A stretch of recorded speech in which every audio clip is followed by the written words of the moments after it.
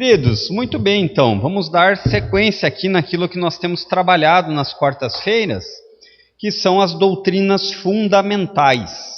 E aqui a gente está falando a respeito dos assuntos já abordados, falamos da personalidade do Espírito, lembram? A ideia de que o Espírito Santo é uma o quê? Uma energia?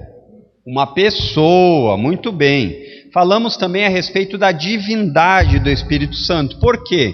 Porque segundo o que a Bíblia nos ensina, o Espírito Santo é Deus. Ele é uma pessoa. Então a Bíblia ensina que existe uma trindade santa. Deus Pai, Deus Filho e Deus Espírito. Também vimos como essas pessoas na trindade, elas se relacionaram especialmente no ministério de Jesus. Então você deve ter aprendido que Jesus, enquanto esteve aqui, ele operou no poder do Espírito. Mas ele não é Deus, Jesus? Ele não tem poder em si mesmo? Tem. Mas para se cumprir o que as Escrituras falaram, assim ele agiu. Ele foi cheio do Espírito. E agora estamos falando aqui a respeito da obra do Espírito Santo nos crentes, certo?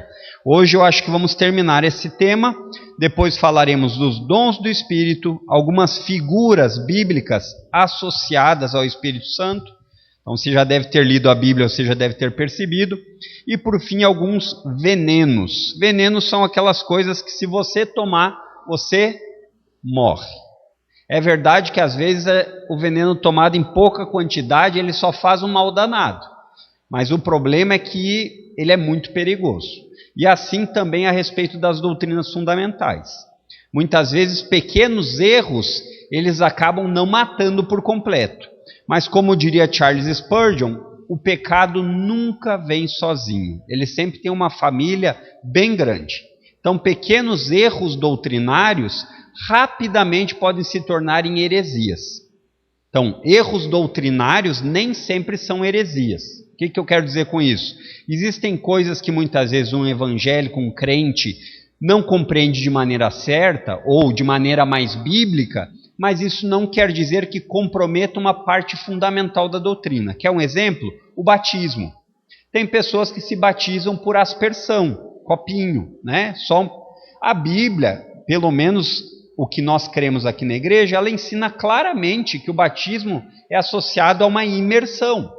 Mas isso não quer dizer que esse pequeno erro doutrinário seja uma heresia. Entendeu a diferença? Agora, aquilo que é fundamental, e aqui especificamente sobre a pessoa do Espírito Santo, faz toda a diferença. Eu não creio que o Espírito Santo é Deus. Uma heresia que compromete sua soteriologia, sua salvação. Certo? Então agora vamos dar continuidade aqui. Nós falamos semana passada dos diferentes aspectos que o Espírito Santo atua na vida dos cristãos, lembram? Então, falamos da regeneração. O que é a regeneração? Nova vida. Gerar de novo. Essas obras nós falamos que são obras do Espírito Santo. O homem não tem aqui participação. Você é capaz de se dar vida a si mesmo? Espiritual? Não. Falamos do batismo espiritual, que é a inserção da pessoa no corpo de Cristo. Falamos da habitação do Espírito Santo. Falamos também da ideia do selo, lembra? O selo é a garantia da propriedade.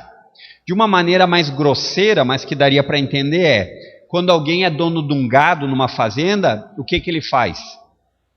Ele marca esse gado e diz, essa aqui é minha propriedade. Deus faz assim com nós. O selo do Espírito é a marcação da propriedade. Depois falamos a respeito da plenitude. E eu achava que nós tínhamos terminado, mas tem um aspecto que ficou para trás que é muito importante. E esse aspecto diz respeito ao fruto. A Bíblia fala sobre o fruto do Espírito. E o que é o fruto do Espírito? O fruto do Espírito, se pudéssemos resumir aqui, ele é um conjunto de virtudes que o crente produz em si mesmo. O que vocês acham? Não. O fruto do Espírito, como o nome diz, é fruto de quem? Do Espírito. E é do Espírito Santo. Nós temos espírito, espírito humano, mas esse Espírito Santo é Deus. Então, abra sua Bíblia aí na carta aos Gálatas de Paulo, capítulo 5, versos 22 e 23. Novo Testamento, carta de Paulo aos Gálatas, capítulo 5, versos 22 e 23.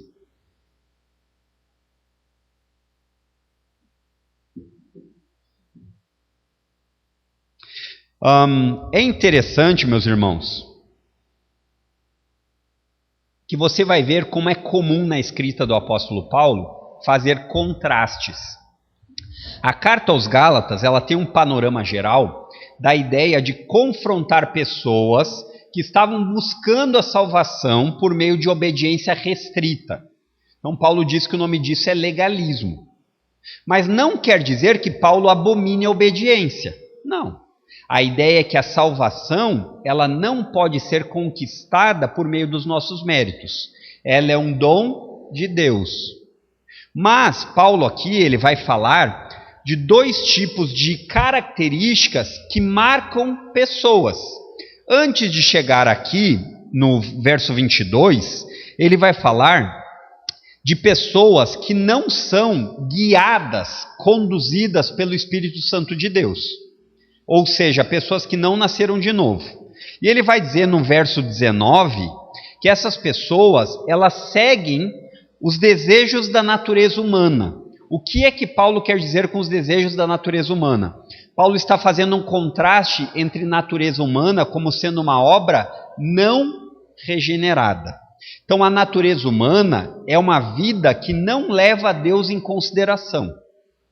Em contraste com aqueles que vivem pelo Espírito. E o fruto do Espírito é demonstrado na vida desses. Então volte aí no verso 19, só para você entender essa conexão, que ela é muito importante. Então olha o que ele diz. Verso 19. Quando seguem os desejos da natureza humana, os resultados são extremamente claros. Então o que Paulo está dizendo é assim, olha, pessoas que não creem em Deus, que não nasceram de novo, é esse o resultado que vai ter, em maior ou menor número, conjuntos dessas propriedades ou isolados, ou ainda coisas diferentes do que Paulo aqui não escreveu. Ele diz assim, os resultados são extremamente claros. Olha os resultados: imoralidade sexual, impureza, sensualidade, idolatria, feitiçaria, hostilidade, discórdias, ciúmes, acessos de raiva, ambições egoístas, dissensões, divisões, inveja, bebedeiras, festanças desregradas e outros pecados semelhantes. Paulo não encerrou aqui.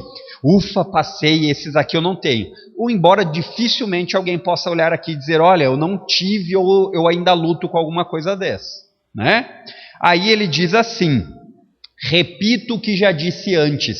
E aqui o apóstolo Paulo diz assim para nós, pessoal, se você fica incomodado com repetição de ensinamento na igreja, você está incomodado com a Bíblia. Paulo diz assim, repito o que disse antes. O apóstolo Paulo repete muito. E esse tema de domingo, que nós falaremos de Romanos, vai ser uma repetição. Então, se quando for ser exposto o texto, você disser assim, de novo, ligue para o apóstolo Paulo. Reclame com Deus. Precisa ser tão repetitivo assim, Deus? Ele vai dizer assim, todo filho precisa ser constantemente ensinado que botar o dedo na tomada vai fazer mal. A diferença é que nós somos adultos que disfarçamos a tomada com outras coisas. Mas enfim, isso é assunto para domingo. Então ele diz assim, repito o que disse antes, quem pratica essas coisas não herdará o reino de Deus. O que o apóstolo Paulo está dizendo não é, quem está fazendo essas coisas, porque faz essas coisas não herda o reino de Deus, como se fossem obras.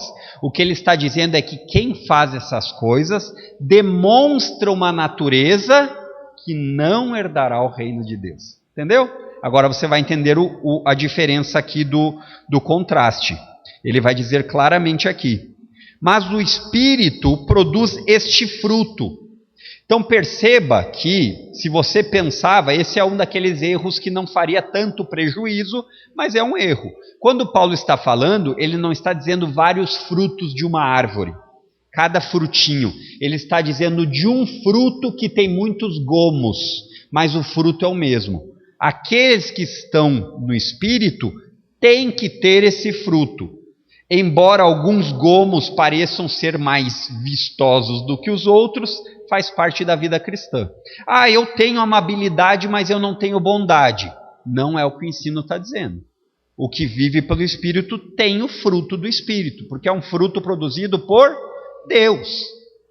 Né? Então ele diz assim: o Espírito produz este fruto: amor, alegria, paz, paciência, amabilidade, bondade, fidelidade, mansidão e domínio próprio. Não há lei contra essas coisas. O que ele está dizendo é o que o pastor Fernando começou falando aqui: vida piedosa. Isso é uma vida piedosa, que ama a Deus, e o amor a Deus engloba essas coisas, e porque você ama a Deus, você é capacitado a amar o próximo. Você nunca conseguirá amar o próximo se primeiramente você não amar a Deus.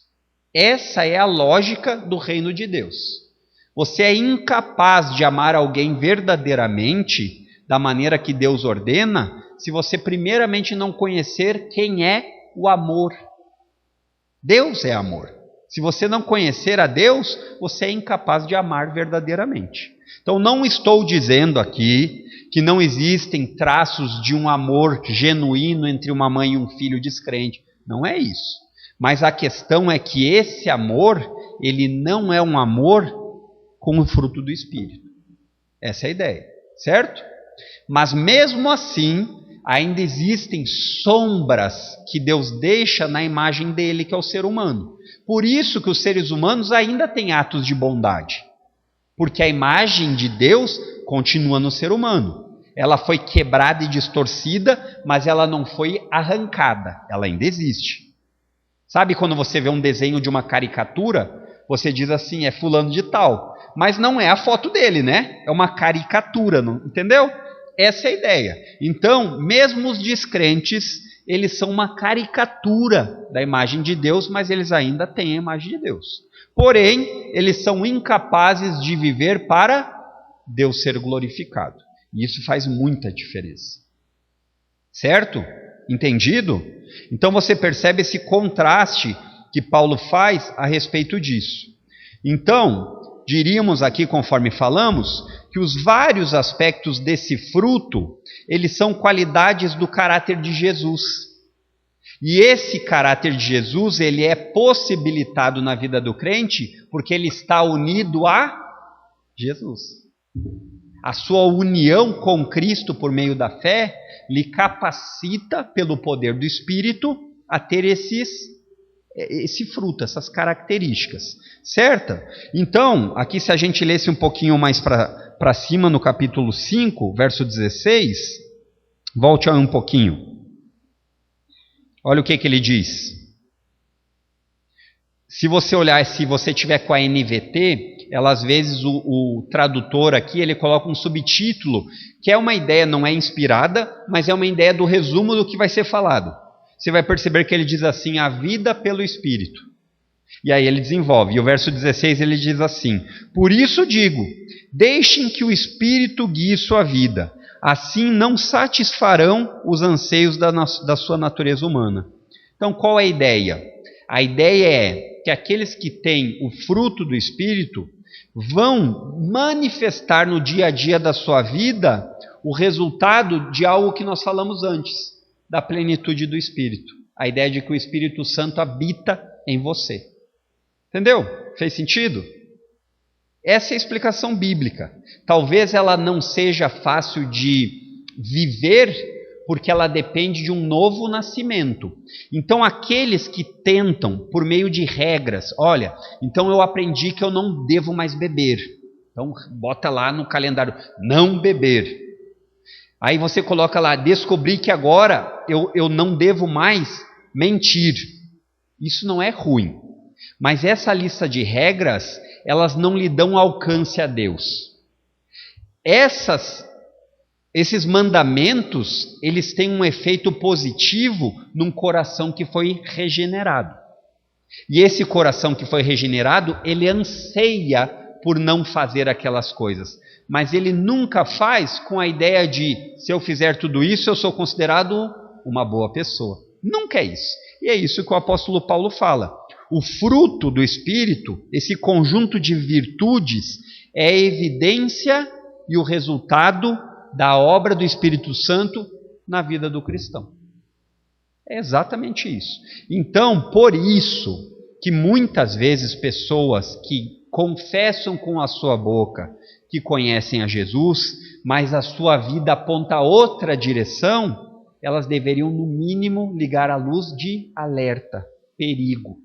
Ah, mas pastor, você tem a capacidade de dizer que ela não é crente? Eu não tenho, porque eu não tenho o poder de Deus para olhar o coração. Mas eu posso olhar essas atitudes e dizer, essas atitudes estão mais parecidas com os frutos da carne, com uma natureza humana não regenerada. Isso é possível. Então, esse é o limite que nós temos. Ah, mas não devemos julgar. Nós devemos e precisamos julgar. Mas um julgamento segundo o padrão de Deus. Como eu não posso julgar e como eu educarei o meu filho Rafael nos caminhos do Senhor? Eu preciso julgar. Olha, meu filho, o que você está fazendo é pecado. Estou julgando ele. Entenderam? Então isso é importante que entendamos. Os diferentes aspectos que o Espírito Santo atua no crente. E aí, você vai dizer, o pastor Fernando e o pastor Adriano são uma equipe boa, estão combinando. Nós não combinamos. E eu não falei para o pastor Fernando que seria abordado, embora ele conhecendo a doutrina do Espírito, saiba que isso poderia ser abordado. A necessidade de ser cheio do Espírito Santo. Por quê? Porque muitas vezes, quando nós falamos a respeito disso, de uma vida cristã, nós não falamos a respeito dessa importância, da necessidade de ser cheio do Espírito. E talvez quando você pense nisso, você fique em dúvida, o que é ser cheio do Espírito? Eu já fiquei muito tempo. Por quê? Porque um conceito normal de pensar em algo cheio é algo vazio que é inflado. Não é essa a ideia? Eu sempre, quando eu penso em algo cheio, eu penso num balão sendo enchido. Ele era murcho, ficou cheio. Mas não é bem essa ideia de ser cheio do Espírito. Certo? Então, olha que interessante.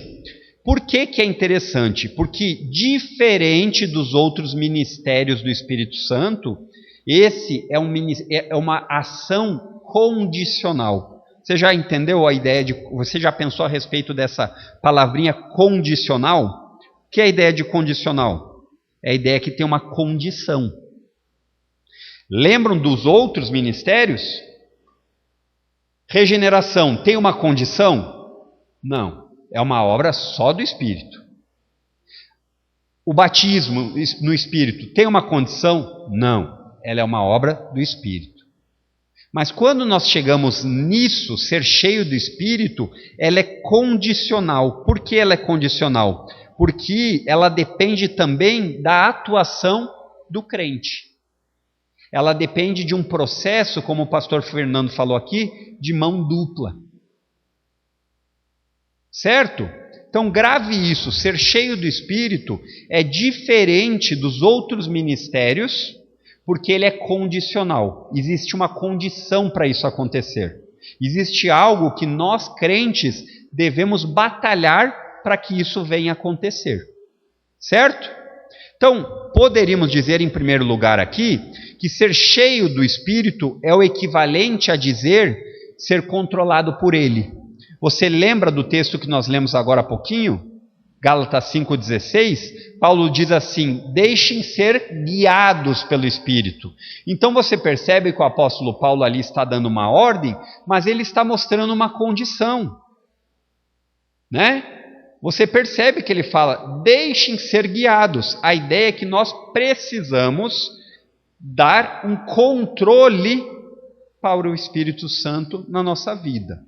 Então aqui eu não estou trabalhando com a ideia que nós rejeitamos a Deus, de que nós somos capazes de resistir a Deus. Não é isso. Eu estou falando do ministério no do Espírito Santo, que se você não for vigilante como crente, você pode ser crente e viver sempre murcho do Espírito Santo. Ah, isso é possível? É. Existem pessoas que fazem parte do projeto Tartaruga Cristão. Ele vai chegar lá, graças a Deus, porque a salvação vem de Deus, mas ele vai até lá como uma tartaruga. Passinho, passinho, passinho, passinho. Graças a Deus que ainda é assim, né? Mas não é para isso que Deus nos chama. Deus nos chama e nos ordena a sermos cheios do Espírito. Abriu aí sua Bíblia em Efésios capítulo 5? Esse é o texto base para qualquer debate e discussão a respeito de ser cheio do Espírito.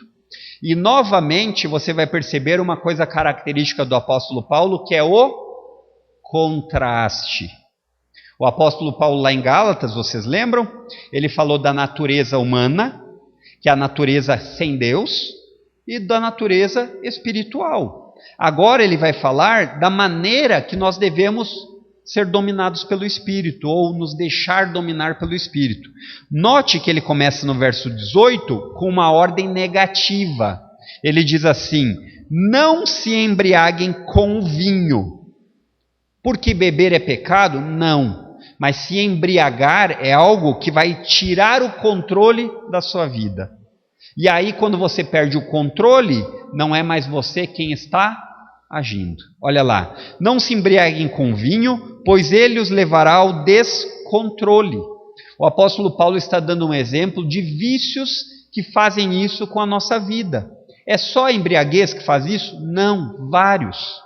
Ele poderia aqui ter dito: não se deixem dominar pela ganância do dinheiro, porque isso vai fazer mal. Você vai ter decisões erradas. Ele poderia dizer assim: não se deixem dominar pela sensualidade. Não fiquem pensando na vida amorosa de vocês a parte do que a Bíblia ordena, porque isso vai fazer mal. Há caminhos que para o homem parecem ser tão bons, mas na verdade são caminhos de morte. Essa é a ideia. Aí ele vai falar: não se embriaguem com vinho, porque isso vai fazer vocês perderem o controle. Ao invés disso, sejam cheios do Espírito. Então, quando o apóstolo Paulo aqui está falando, nesse contraste, o apóstolo Paulo não está falando que quando alguém é cheio do Espírito, ele perde a razão, que ele fica sem saber o que ele está fazendo, porque ele está, como o verso 18 diz, embriagado pelo vinho, mas agora, ao invés de ser embriagado pelo vinho, ele está embriagado pelo Espírito. Não, isso é sensação emocional. Ele diz o que é ser cheio do Espírito: cantando salmos, hinos e cânticos espirituais entre si e louvando ao Senhor de coração com música. Por tudo deem graças a Deus o Pai em nome de nosso Senhor Jesus Cristo. Parece uma atitude de alguém que não sabe o que está fazendo? Não.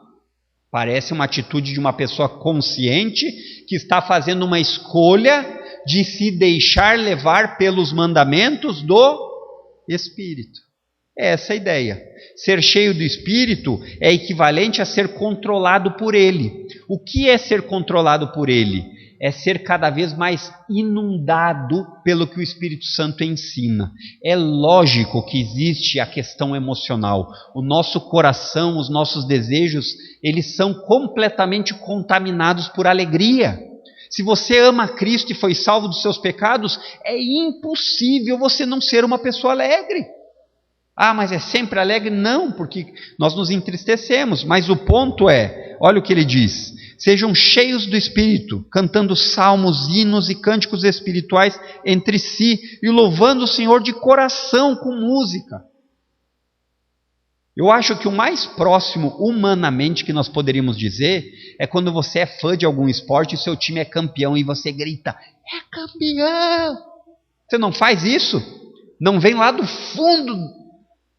E por que com Deus muitas vezes nós somos tímidos? Porque muitas vezes nós não estamos pensando em ser controlados pelo Espírito. Certo? Então, ser cheio do Espírito é equivalente a ser controlado por Ele. Mas perceba que existe um condicional nisso.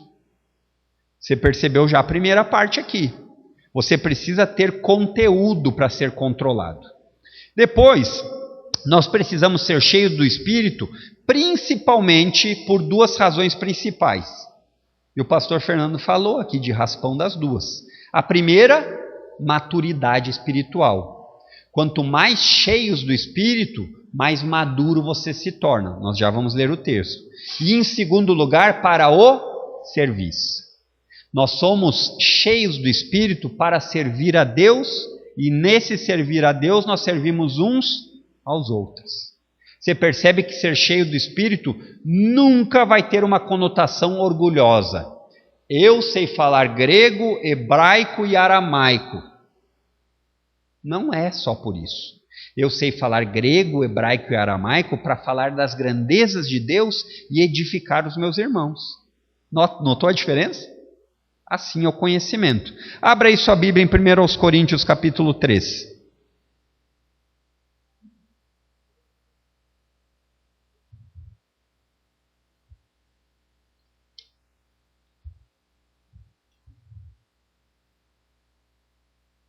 Ele diz assim: irmãos, quando estive com vocês, o apóstolo Paulo falando com a igreja de Corinto, que ele esteve lá, e ele estava mandando uma carta agora, dizendo: olha só, irmãos, quando eu estive com vocês, não pude lhes falar como pessoas espirituais, mas como se pertencessem a este mundo ou fossem criancinhas em Cristo. Olha o que o apóstolo Paulo está dizendo. Ele está dizendo assim: olha, vocês não cresceram, vocês estão ainda imaturos. A imaturidade que vocês têm não parece de pessoas cheias do Espírito. Aí ele continua: tive de alimentá-los com leite e não com alimento sólido, pois não estavam aptos para recebê-lo. E ainda não estão, porque ainda são controlados por sua natureza humana. Têm ciúmes uns dos outros, discutem, brigam entre si. Acaso isso não mostra que são controlados por sua natureza humana e que vivem como pessoas do mundo?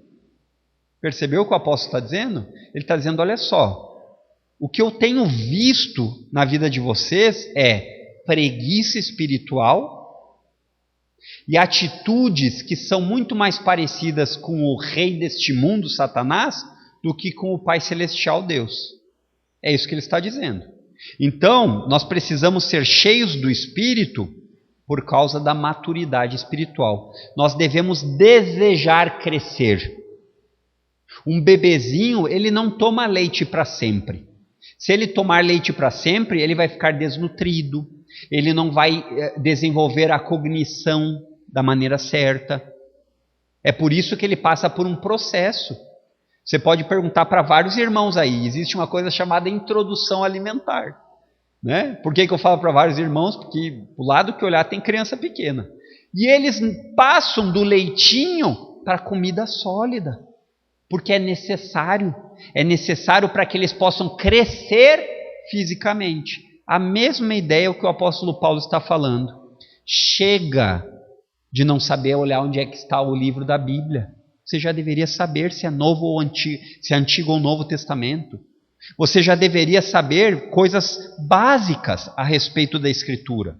Você já deveria saber que luz e trevas não têm comunhão. Então pare de alimentar o seu coração com um príncipe encantado das trevas. Se aquele príncipe encantado não é de Deus, abandone a ideia. Entendeu?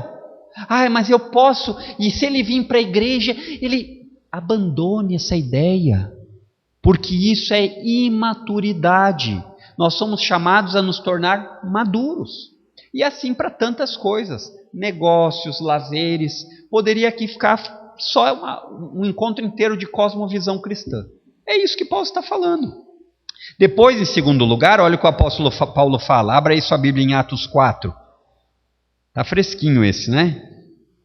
Ou não? Não chegamos lá ainda. Que perigo, hein? Não vou nem fazer esse teste com vocês.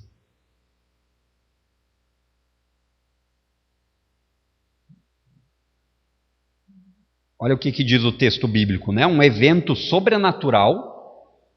E você vai ver, por mais que seja um evento super diferente do que nós temos o costume de ver diariamente, o resultado esperado é o mesmo que nós devemos esperar. Olha o que ele diz. Depois dessa oração, o lugar onde estavam reunidos tremeu, e todos ficaram cheios do Espírito Santo.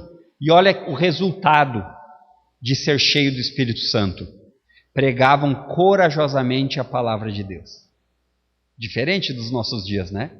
Porque uma pessoa cheia do Espírito Santo é uma pessoa que parece muito mais um animador de plateia do que uma pessoa que prega a palavra de Deus corajosamente. Sabe o que é ser cheio do Espírito Santo? É você olhar um pouquinho mais para frente o relato de Estevão sendo apedrejado e não negando a sua fé. Ser cheio do Espírito Santo é você ter coragem para permanecer firme na sua fé, apesar das chacotas que você pode receber.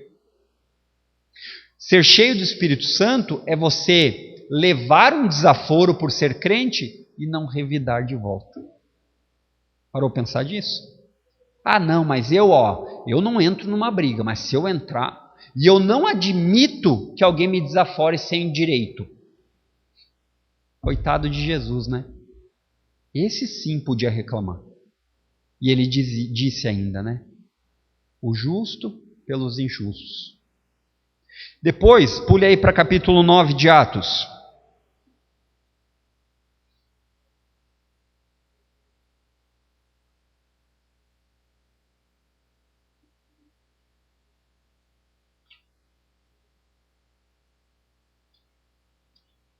Capítulo 9 de Atos, versos 17, e depois pulamos para o 20. Olha o que diz a respeito disso. Está falando do evento com Paulo, né? Paulo foi convertido e agora será completamente convertido ao Senhor, né? Ele diz assim: Ananias foi e encontrou Saulo. A impor as mãos sobre ele, disse: Irmão Saulo, o Senhor Jesus, que lhe apareceu no caminho para cá, me enviou para que você volte a enxergar e fique cheio do Espírito Santo.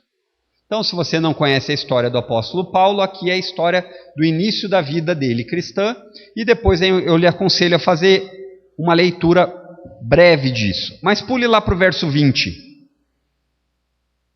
Olha o resultado de Paulo ser cheio do Espírito Santo.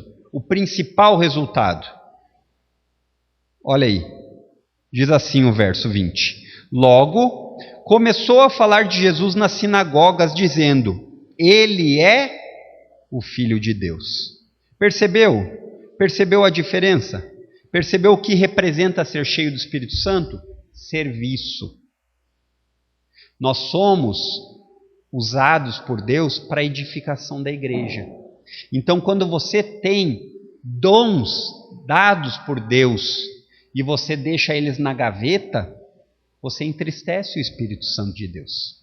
Porque ser cheio do Espírito Santo é ser cheio de desejo de servir. E aí existem várias áreas que nós vamos trabalhar mais para frente. Certo? E para finalizar aqui, a necessidade de ser cheio do Espírito Santo, nós vamos voltar naquele texto de Efésios capítulo 5, verso 18. Passe um pouquinho para frente aí.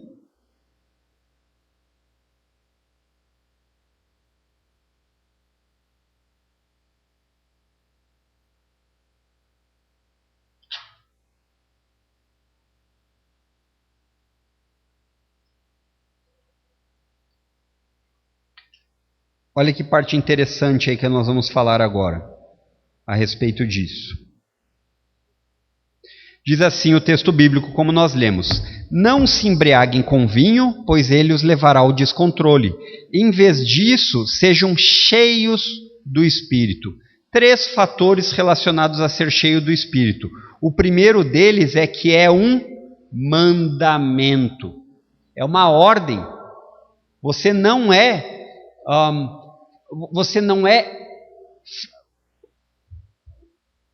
incentivado a isso. Você não é assim, olha, se der, faz uma forcinha aí. Não é essa a ideia. O apóstolo Paulo aqui, com a autoridade dada por Deus a ele, como um apóstolo de Deus, ele dá uma ordem, um mandamento. Sejam cheios do Espírito. Para quê? para maturidade e para serviço. Você percebe que existe uma necessidade de ser cheio do Espírito. E você não vai conseguir ser cheio do Espírito se você não seguir isso, um mandamento, uma ordem. Certo? Então, primeira coisa que você deve gravar é isso: maturidade e serviço. Ser cheio do Espírito Santo é opcional, embora seja condicional a algo que você vai fazer, ele não é condicional na obrigação, é um mandamento. Se eu quiser, obedeço, se eu não quiser, não, é um mandamento. Em segundo lugar, ele é condicional. Por que ele é condicional? Porque está relacionado à obediência. Se você não obedecer a Deus e seus mandamentos, você nunca será cheio do Espírito Santo. Por isso é condicional. Então a ideia é, a Bíblia, ela tem as instruções que Deus nos dá para um viver santo. Nós temos duas possibilidades: obedecer ou desobedecer. Se obedecemos, seremos salvos? Não. Nós não obedecemos para sermos salvos. Nós obedecemos porque nós fomos salvos. Entendeu a diferença? Então a ideia aqui é, nós vamos obedecer os mandamentos para nos enchermos cada vez mais do Espírito Santo. Em que sentido? No sentido de controle. Então pare e pense no seu lazer. Como é o seu lazer? No que você sente prazer? Olha, eu sinto prazer em aposta de jogos de azar. Eu adoro jogar um pôquer a dinheiro. Aí você para e pensa, quais são os mandamentos que Deus nos dá a respeito de ganhar dinheiro? Deve ser dessa forma? Pois é, mas é um assunto... Gaste tempo pensando. Ser cheio do Espírito é obedecer a Deus. E nem todas as coisas simples da nossa vida, ou aquelas coisas comuns e corriqueiras, estão escritas na Bíblia. Olha, na segunda-feira use sandálias azuis e uma calça sarja. Não, não tem. Mas lá diz, use modéstia para se vestir. Lembre que o corpo é o templo do Espírito. E se você é casado, ele é da sua esposa e a da sua esposa é seu. Então, desobedecer a Deus é ficar deixando a sua esposa mostrar o corpo que deveria ser só para você lá no clube de um biquinão fio dental. Está entendendo? Isso é relacionado à obediência. Mas é repetitivo. Reclame com o apóstolo Paulo. Certo? Então é nesse sentido que é relacionado à obediência. Quanto mais você aprende e obedece, mais você cresce no Espírito. Mais você é controlado pelo Espírito. Então, eu sei que posso todas as coisas, mas nem todas as coisas convêm. Eu sei que eu sou livre em Cristo para viver, mas nem tudo glorifica a Deus. Esse é o ponto. E por fim, e é interessante, e se você está com raiva de mim, porque eu repito, está aqui mais uma vez. É repetido. É um imperativo contínuo, ele diz. Sejam cheios do Espírito, é uma ideia de uma ordem que é presente, mas tem ação futura.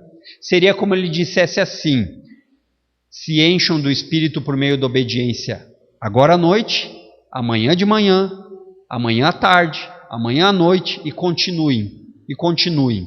É repetido. Essa não é uma ação igual à do novo nascimento. Você crê em Cristo uma única vez e você é salvo.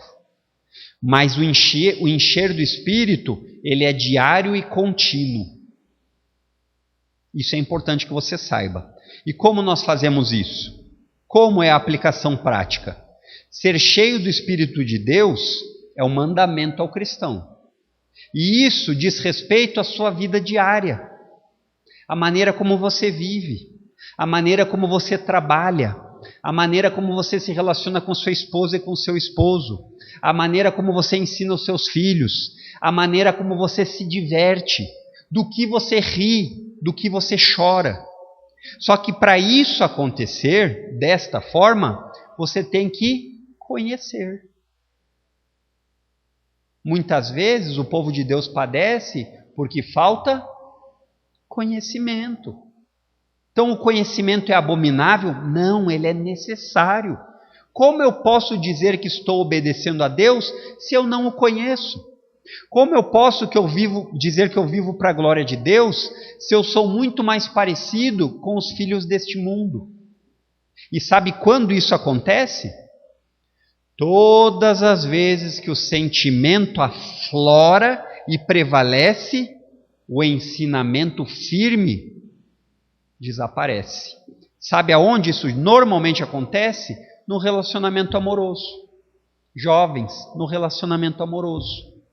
Porque eu sei que nosso corpo tem hormônios, nós sabemos disso. Nós não estamos dizendo assim, olha, uma vez que você se tornou crente, você está numa armadura e você não terá mais dificuldades. É claro que não é isso. Mas nós estamos dizendo que nós somos chamados a viver por mandamento e não por sentimento. O sentimento ele deve ser obediente ao mandamento. Certo? Então, queridos, agora na próxima aula nós vamos entrar aqui nos dons do Espírito. E ele é talvez um dos temas mais discutidos e mal compreendidos. Porque é muito difícil? Não. Porque muitas vezes ele é muito guiado pelo coração sentimental. O pastor Adriano, ele parece um homem de gelo, ele não tem... O sentimento é nosso. Deus nos faz pessoas sentimentais. Não tem como separar. Nós não ensinamos na igreja que o sentimento você deve ser um estoico. Uma pessoa que deixa os sentimentos, olha, só penso pela razão. É claro que não. O sentimento faz parte da nossa vida, do nosso ser. Mas ele nunca pode ser aquele que tem o leme nas mãos. Quem tem o leme nas mãos é a palavra de Deus. E aí nós como crentes obedecemos, mesmo quando isso nos dá dificuldade. Mesmo quando isso dói. Certo, queridos? Alguma pergunta? Tem tempo ainda, não chegamos nem a 1 hora. Então, queridos, que Deus nos ajude a lembrarmos disso, que Deus nos dê o desejo de nos enchermos do Espírito, por meio do controle de Deus no conhecimento da santa doutrina, da palavra de Deus. É esse um dos maiores objetivos da comunidade, nós nos alimentarmos. De modo geral, aquilo que a Bíblia ensina, até uma criança entende, mas existem muitos textos difíceis, e é por isso que Deus constitui pastores, para que você possa ser instruído por isso. Agora, isso não quer dizer que você deva viver uma vida preguiçosa, porque eu tenho certeza que aquilo que lhe interessa, você dá um Google. Não dá? Quero descobrir. Então, você tem o Google de Deus, que é a Bíblia. E se você tem algumas dificuldades com relação à Bíblia, que é extremamente normal, porque é um processo de amadurecimento, e nós nunca seremos perfeitos desse lado de cada eternidade, você tem um pastor que, embora ele não seja perfeito, eu estou falando do pastor Fernando, ele vai lhe ajudar. E se ele não souber, ele vai procurar para lhe ajudar. E esse é o objetivo aqui juntos, que Deus seja glorificado e conhecido por meio de cada um de nós. Vamos orar? Feche seus olhos um instante e oremos. Santo Deus, querido Pai, graças te damos porque não estamos em trevas espirituais. É verdade, Pai, que nós ainda precisamos desesperadamente da Tua ajuda, que o Teu Santo Espírito nos guie, nos ajude, que nós possamos sentir o desejo de sermos cheios do Teu Santo Espírito por meio do conhecimento, da obediência, e pedimos a Tua ajuda nisso. Nos ajuda, porque não é incomum nós sermos corrigidos, repreendidos, direcionados, redirecionados. Então nos dá um coração humilde, disposto a saber que nós estamos diariamente num processo de amadurecimento. E não nos deixa sermos como o mundo é, orgulhosos, achando que não precisamos aprender, achando que não precisamos reconhecer e nos arrepender dos nossos erros e pecados. Em tudo isso, glorifica o Teu santo nome. É o nosso desejo e oração. Amém, queridos.